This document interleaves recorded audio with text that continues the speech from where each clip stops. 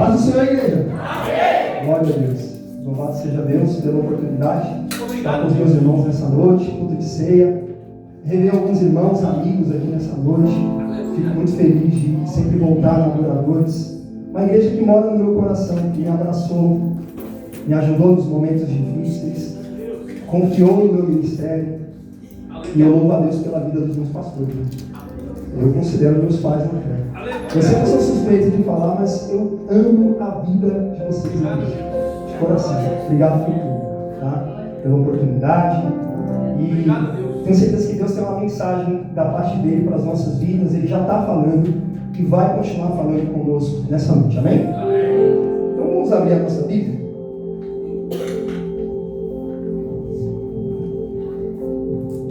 Evangelho segundo escreveu Mateus.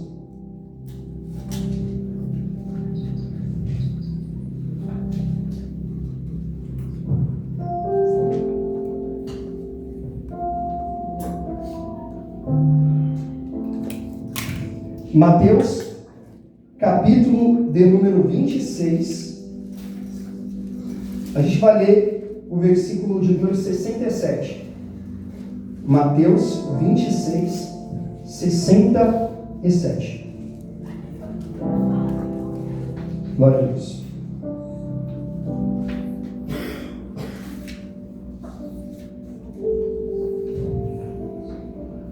Mateus 26, 67.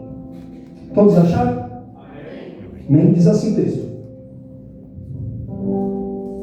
Então, cuspiram-lhe no rosto e lhe davam murros, e outros o esbofeteavam. Vou repetir. Então, cuspiram-lhe no rosto e davam murros, e outros o esbofeteavam. E você diga amém? Amém. A gente pode dar uma linda salva de palmas para o Senhor Jesus, que é o dono dessa palavra.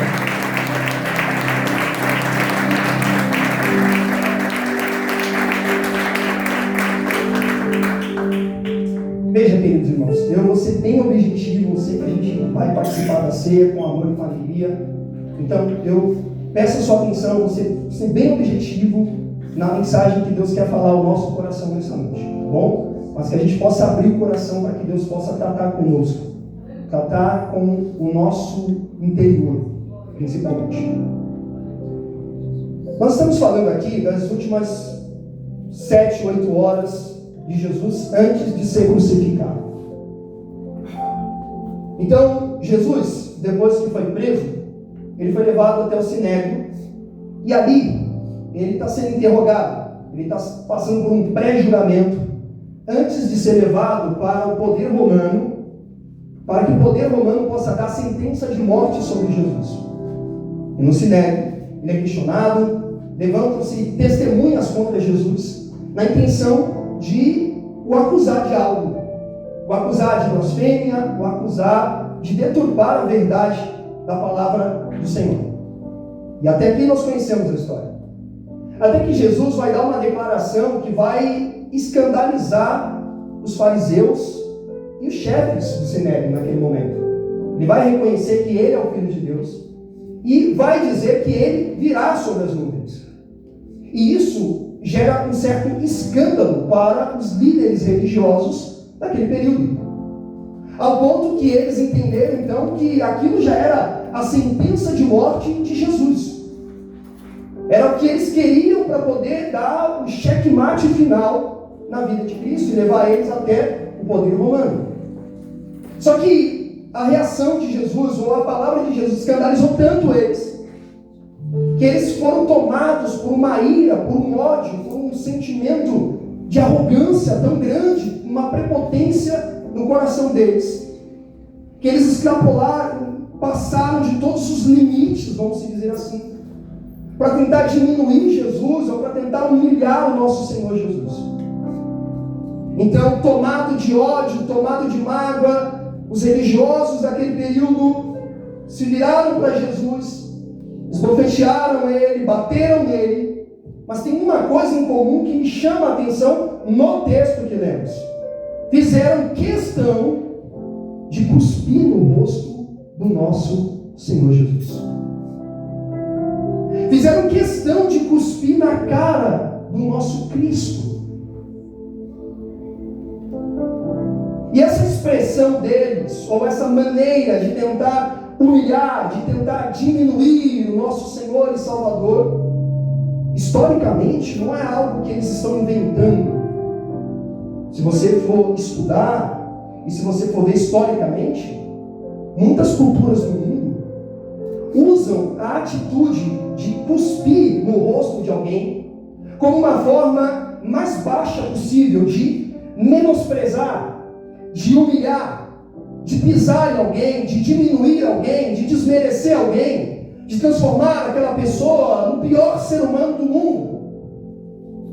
É um ato de arrogância, sem dúvida alguma. E os religiosos estavam fazendo isso com Jesus. Não só os religiosos que estavam no Sinédrio, mas também soldados romanos. Alguns outros textos do Evangelho de João, Marcos, vai narrar que os soldados romanos também cuspiram em Jesus. Era um costume deles, numa tentativa de humilhar, de diminuir alguém, cuspir no rosto da pessoa. E fizeram exatamente isso com o nosso Senhor e Salvador Jesus. Cuspiram no rosto de Cristo. A tentativa mais baixa de humilhar alguém, de diminuir alguém.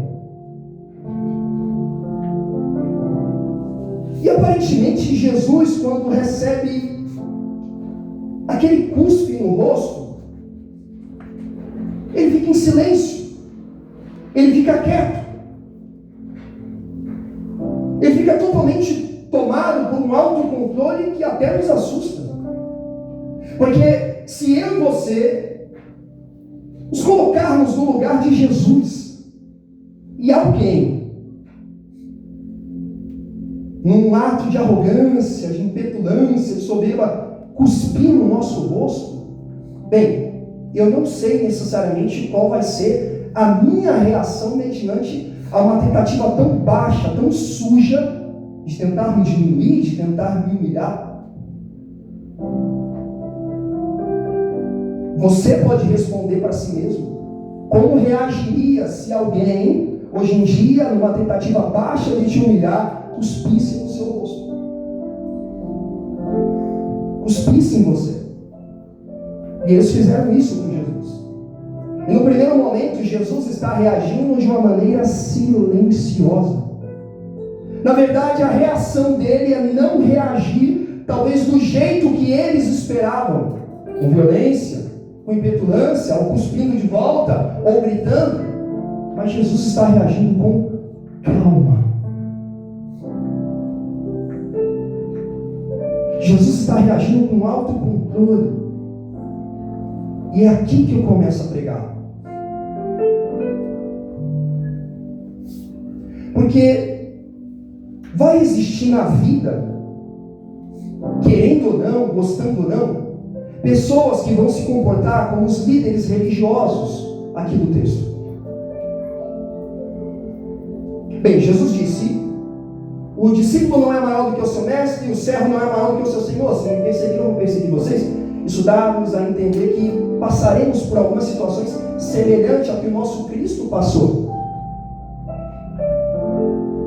Então, querendo ou não, vai ter momentos da vida que algumas pessoas, e aqui eu não digo na literalidade, de maneira figurada, vão tentar cuspir na gente. Não no sentido literal necessariamente, mas no sentido figurado, de tentar de uma maneira tão baixa humilhar você e diminuir você. De tentar colocar você para baixo, de tentar demonstrar que você não vale absolutamente nada, ao ponto de escarrarem e cuspirem em você. E é o que estão tentando fazer com o nosso Cristo. Diminuir Jesus. A reação dele, silêncio. E essa reação silenciosa, por mais que alguém possa achar, Jesus está meio pacífico demais. O que está acontecendo? E aqui a reação de Cristo pode ser separada em dois pontos. Primeiro, o o que me chama a atenção na reação dele, a gente pode trazer para a ideia do ego. E segundo, para a ideia de identidade. Primeiro, o ego.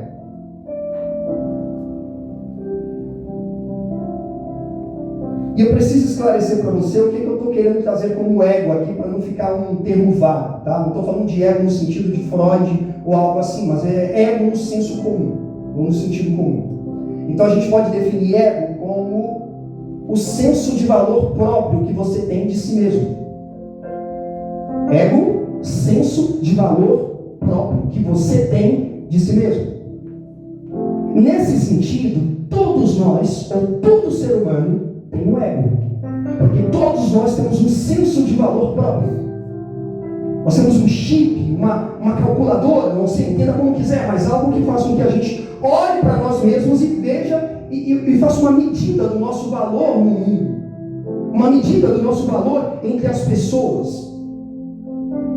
Então todos nós queremos, não, temos ego. Eu sei que muitas das vezes a palavra ego assusta a gente, e geralmente ela sempre é usada no contexto pejorativo. Mas se a gente entender que é esse senso de valor próprio, significa que um ego controlado, um ego equilibrado, não é necessariamente algo ruim. Porque eu tenho um senso de valor próprio e eu reconheço o meu valor. Você também reconhece o seu valor, correto? O problema não está no fato de termos ego ou não. Ou a dificuldade não está no ego ter ou não. A dificuldade está que alguns de nós têm esse senso de valor próprio muito exagerado sobre si mesmo. Mas muito exagerado. Fora da medida. E quando esse ego ou esse senso de valor próprio está fora da medida, você se superestima e você cai num orgulho exacerbado, num orgulho que faz com que você se sinta superior às outras pessoas, superior às demais, que você se sinta tão grande, que não seja digno de estar com algumas pessoas, andar com algumas pessoas, ou fazer algumas tarefas. Pastor, o que isso tem a ver com a reação de Jesus? É simples, meu amigo. Quando alguém cuspir em você, figurativamente, tentar te humilhar, a primeira coisa que vai saltar dentro do teu coração, vai explodir dentro de você, é o bendito do ego. É o ego que vai gritar dentro de você, para que você reaja, para que você brigue, para que você grite, para que você parta para cima de quem tentou te humilhar. E aqui que está a reação de Jesus, demonstrando em que lugar o nosso ego deve estar, ou aonde o ego deve estar. Porque Jesus não está reagindo como uma pessoa egocêntrica, mas está reagindo como uma pessoa que pegou o ego e colocou o ego nos pés de Deus. Um ego humilhado, um ego controlado pelo Espírito, um ego dirigido pelo Senhor, um ego transformado por Deus, um ego humilhado na presença de Deus, que faz com que você reconheça o seu valor, ao mesmo tempo que você não precisa descer ao mesmo nível daqueles que te afrontam para devolver a mesma moeda ou do mesmo jeito que eles fizeram. Jesus, estão te humilhando. O seu ego não vai gritar dentro de você, o seu ego não vai explodir, você não vai partir para cima e ofender com 1000 palavras.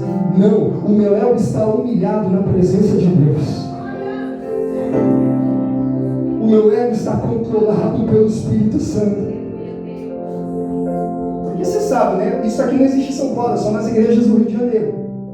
Que tem alguns crentes que se convertem, mas o ego não. O crente se converte, mas às vezes o ego não desceu as águas junto com ele. Então é o seguinte, se pisou no meu pé, eu vou resolver. Eu sou convertido, mas meu braço não. E às vezes Deus precisa tratar um pouquinho com o ego da gente. O ego que faz com que você perca a cabeça por causa de uma criticazinha que fazem para você. E você quer brigar, e você quer ir para cima, e você quer isso, você quer resolver. E às vezes, toda a sua vontade de partir para cima de maneira violenta, não reagindo com autocontrole, é porque o bendito do seu ego foi ferido. E alguém disse certa vez que o ego talvez seja o tendão de Aquiles do ser humano. Lógico, daquele que não tem o ego controlado pelo Espírito. O ego humilhado na presença de Deus. É por isso que Deus muitas das vezes conduz a gente a determinadas situações só para humilhar o nosso ego. Mas por que é tão importante isso? Porque, veja, o ego controlado pelo Espírito faz bem até a sua autoestima. Mas o ego exacerbado destrói relacionamentos, destrói amizades, destrói famílias, destrói ministérios e destrói carreiras profissionais, ministeriais, aonde for. Eu vi uma entrevista de um técnico uma vez dizendo como que você dirige um grande clube da Europa. Fala, dirigir um clube é fácil, difícil é lidar com o ego dos jogadores aqui. Difícil é administrar o ego das estrelas dos jogadores.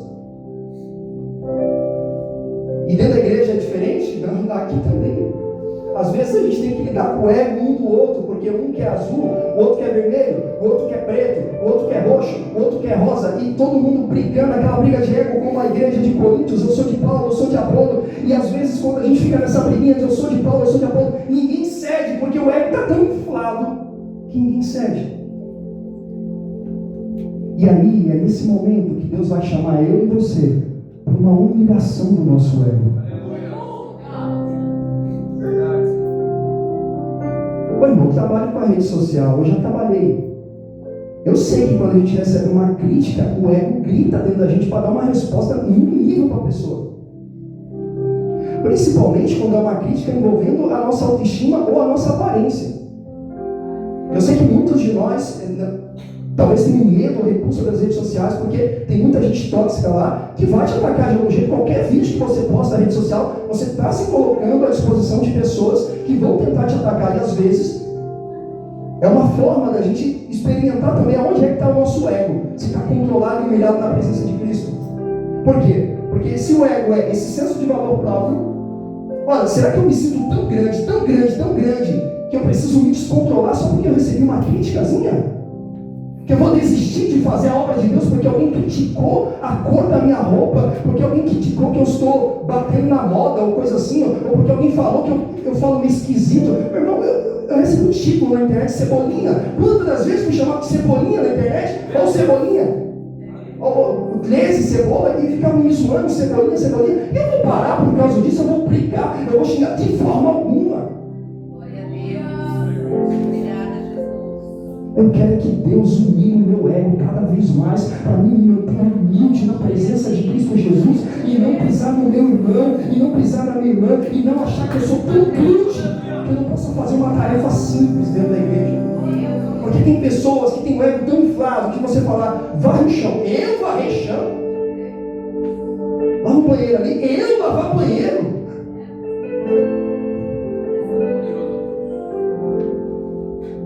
Deus está chamando eu e você nessa noite para a gente se humilhar na presença dEle, humilhar o nosso ego na presença dEle, para a gente não se achar tão grande assim, ao ponto da gente atrapalhar o projeto que Deus tem para a nossa vida.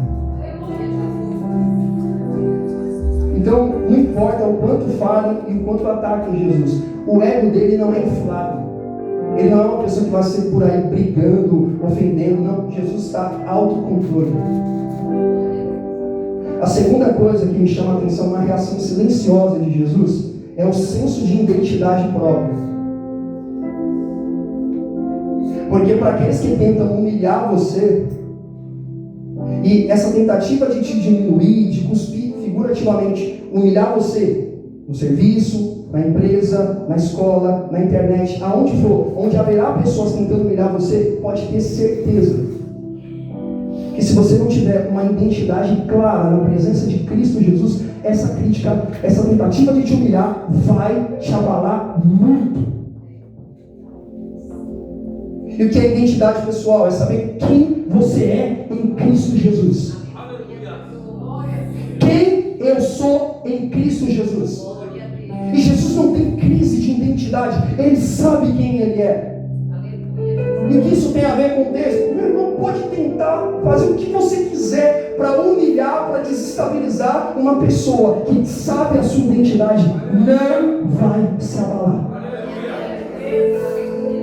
Ai, que você é assim, assim, assim. Eu sei quem eu sou diante de Deus, irmão. E aqui está a característica de alguém que tem uma identidade, que reconhece, que sabe a sua identidade pessoal, sabe quem é diante de Deus. Não preciso da aprovação dos outros. Não busco validação das pessoas. E talvez esse seja o mal do nosso século. Uma geração que busca a validação das outras pessoas, que busca a validação dos outros para se sentir uma pessoa completa, que busca a validação dos outros para tentar cumprir um chamado da parte de Deus, quando na verdade a gente não deve buscar a validação humana, mas buscar a validação do Senhor, somente do Senhor.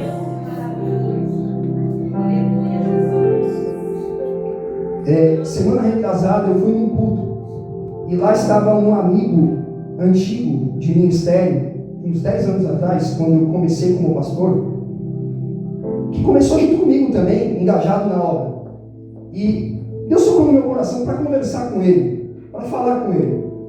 E ele conversando comigo, desabafando, ele falava assim: eu não estou pregando mais, eu não tenho vontade de pregar, eu não tenho vontade de culto, eu não tenho vontade de fazer a obra, porque me criticaram tanto, falaram tanto de mim, me caluniaram tanto, que eu não tenho mais vontade de pregar. E eu fiquei com aquilo no meu coração, fui para casa, orei, e Deus falou comigo algo muito interessante sobre identidade. Se você não tem uma identidade clara, se você não sabe quem você é em Cristo, você vai buscar a validação dos outros. Quando você busca a validação dos outros, a opinião deles se torna um Deus na sua vida. Então é o seguinte: se você começar a pregar e alguém começar a criticar ou falar alguma coisa que não gosta, você simplesmente para, porque a opinião dos outros para você talvez seja mais importante do que a de Deus. Por que Jesus está reagindo em silêncio? Porque ele está dizendo para eles: eu não preciso da validação de vocês. Pouco me importa se vocês acham se eu sou um blasfemo, se eu sou um bebedor, se eu sou isso, se eu sou aquilo. Pouco me importa. Eu não estou buscando validação humana. Eu estou buscando a validação do meu Senhor, do meu Deus. E é por isso que eu não vou parar.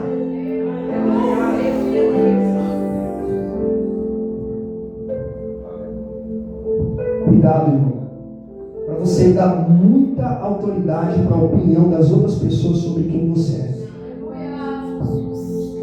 Muito cuidado, porque essa ideia de ficar buscando validação das outras pessoas, a opinião dos outros para fazer alguma coisa, é o que muitas das vezes paralisa o nosso ministério, a nossa chamada, paralisa o projeto de Deus na nossa vida, paralisa até o projeto que o Senhor tem para realizar na sua família, na sua casa, o sonho às vezes que você tem, porque alguém criticou, ou porque alguém vai criticar, ou porque alguém vai falar alguma coisa. Veja, se você sabe quem você é diante de Deus, você não vai dar tanta validação para a opinião das pessoas sobre você.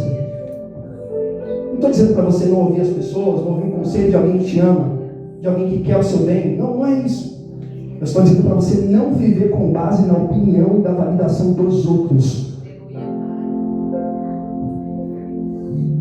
Por quê?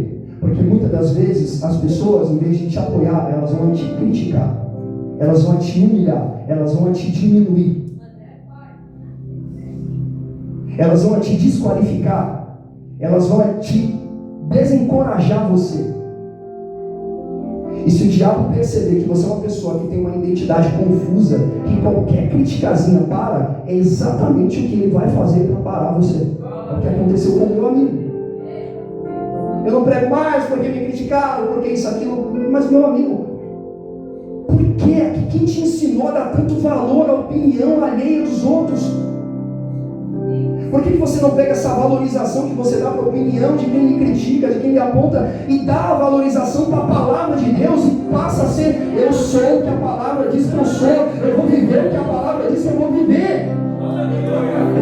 Eu não busco validação dos outros. Por isso que Jesus está reagindo em silêncio. E talvez essa seja a melhor reação que a gente pode dar para os nossos inimigos. Para quem te afronta, para quem te humilha, não briga, não parte para cima, não devolve na mesma moeda. Às vezes o silêncio vai demonstrar, primeiro, que o seu ego está controlado, humilhado na presença de Cristo. O teu silêncio vai demonstrar que você sabe quem você é, meu Deus do céu. Eu não vou morrer porque não gostaram da minha cara. Porque tem uma coisa, pastoria há 13 anos, tem uma coisa que eu aprendi. Se você pregar calmo, está errado. Se você pregar pentecostal, tem gente que não vai gostar, está errado. Se você pregar falando alto, não vou gostar. Se pregar baixinho, não vou gostar. Se pregar assim, não vou gostar. Meu irmão, não tem como agradar a todos, meu Deus do céu, não tem como. Se a gente não entender isso, não tem como agradar a todos. E aí, o que eu vou fazer, pastor? Simples. Se não dá para agradar a todos, agrada só um, então. Você sabe quem eu estou falando, né? Agrada a Deus, meu irmão. Agrada ao Senhor que te chamou. Vamos aplaudir o Senhor Jesus Cristo.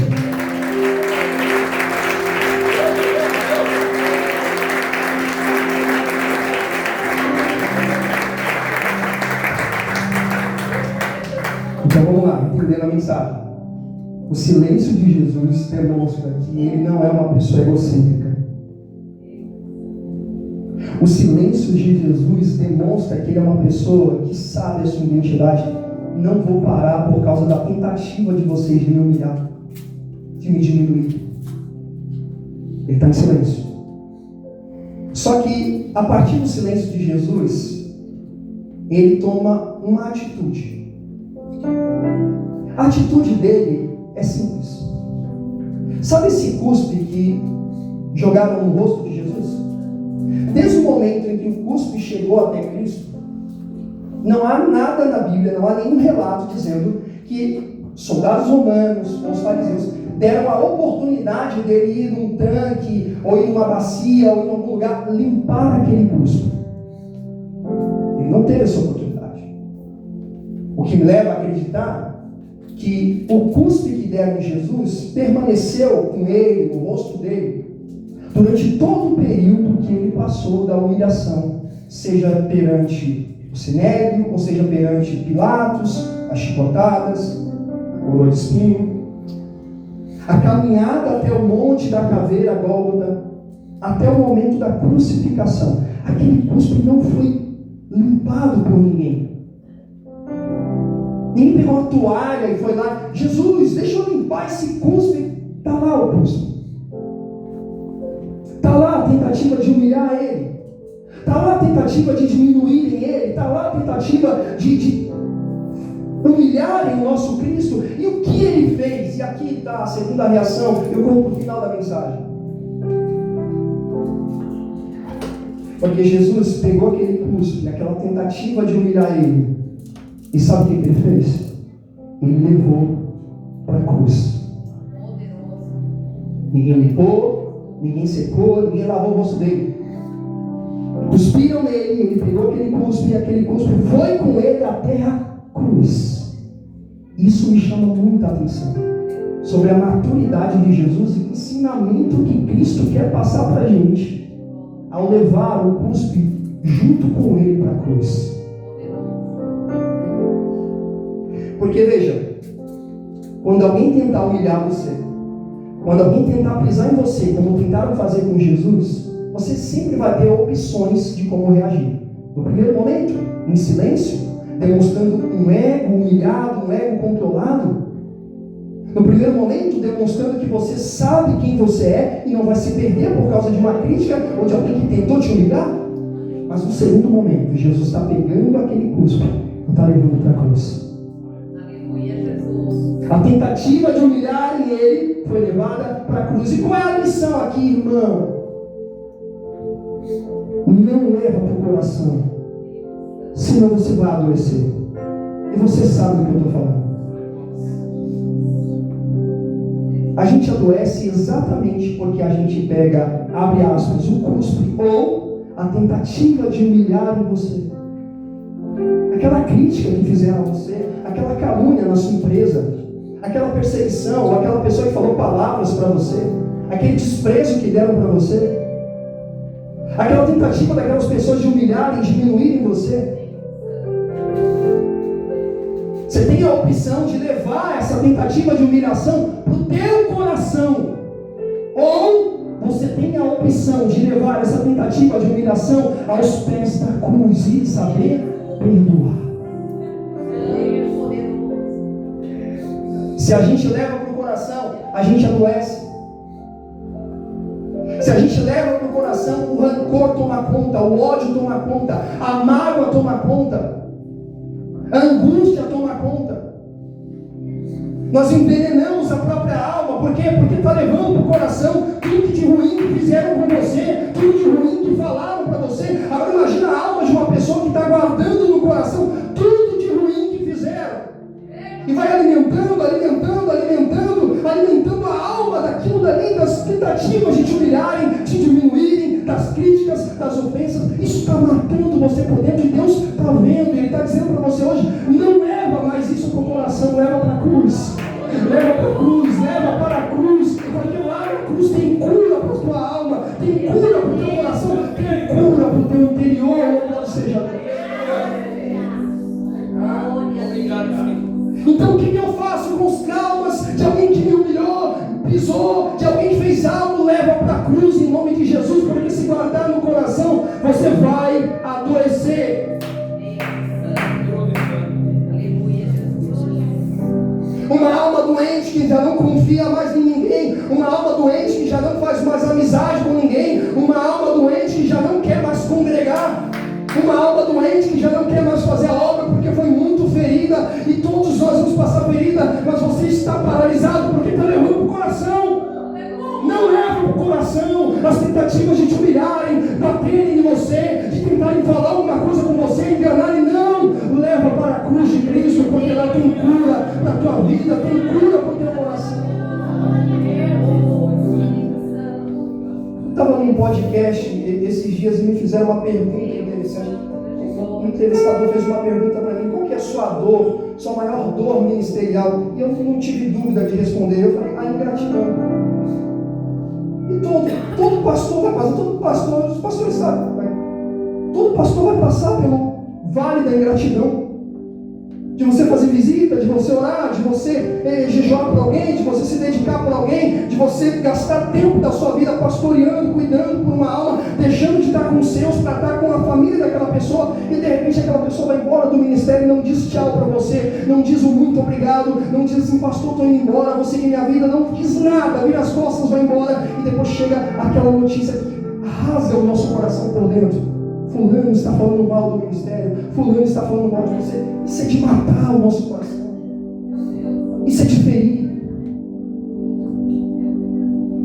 A ingratidão machuca, a ingratidão fere, a ingratidão abre uma cratera no nosso coração. E eu sei que cada um de nós passa por isso no nosso dia a dia, com pessoas ingratas, mas a questão é: e aí? E agora? Vai se tornar um pastor amargurado? Vai se tornar um pastor frustrado? Não vai mais amar o ser humano? Não vai mais ajudar ninguém? Não vai mais fazer visita? Não. Por quê? Porque eu não vou levar isso para o meu coração. Eu vou levar para a cruz de Cristo. Senão me torno um líder amargurado, senão me torno um pregador amargurado, senão me torno um homem amargurado. Por isso eu não guardo no meu coração, eu levo para a cruz, eu deposito nos pés da cruz, e ali eu tenho cura para a minha vida. Quem está entendendo a mensagem do Senhor? Não guarda no coração. Tem muita gente que hoje não quer mais congregar, porque eu sei, pode ter passado por algumas dificuldades, mas em vez de levar para a cruz, onde há perdão e cura, levou para o coração.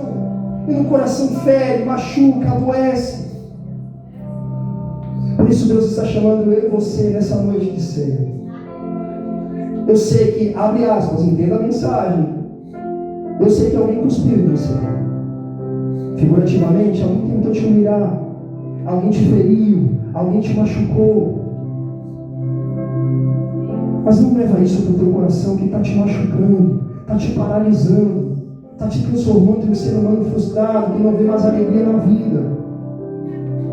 Em vez disso, faça como Jesus: ninguém me pôs o cuspe foi para a cruz junto com ele. E Ele quer dar uma lição para mim e para você, filhos. Quando tentarem humilhar vocês, não levem para o coração. Porque se levar para o coração, vai abrir uma ferida, vai transformar vocês em almas amarguradas. Mas em vez disso, leva para a cruz. O que a cruz simboliza, pastor? Perdão. A cruz simboliza o perdão. E Deus está falando comigo e com você nessa noite. Talvez o Senhor te trouxe nessa ceia e essa mensagem tem tudo a ver com a ceia do Senhor. Porque a gente tem o costume de pegar a sujeira e jogar para debaixo do tapete. Quando eu falo sujeira, é aquela falta de perdão que você sabe que precisa ser liberado. Você guardou durante muito tempo isso no teu coração e está te adoecendo. Está te adoecendo. Era uma pessoa tão feliz, tão alegre, tão sorridente, e de repente o sorriso foi embora, a alegria foi embora. Por que será? Está adoecendo porque está guardando no coração. E Deus está te chamando nesse culto de ceia. Filha, filho, leva para o pé da cruz, perdoa, e deixa que eu faça o tratamento, deixa que eu faça a justiça, deixa que eu retribuo cada um segundo a sua obra, mas o seu papel é perdoa.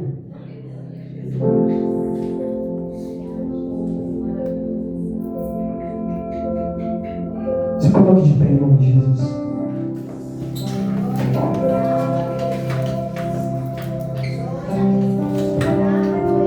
Oh Espírito Santo de Deus, feche os seus olhos.